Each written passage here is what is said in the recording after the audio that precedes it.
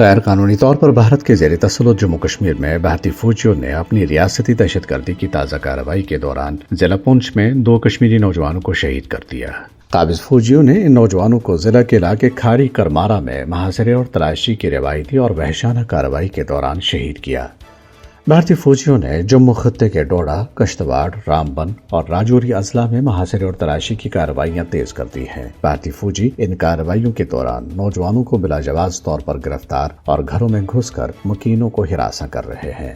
قابض فورسز کی طرف سے جاری محاصرے اور تلاشی کے نام نہاد کارروائیوں کا مقصد علاقے میں خوف و دہشت پھیلانا اور کشمیریوں کو تحریک آزادی سے دور رکھنا ہے۔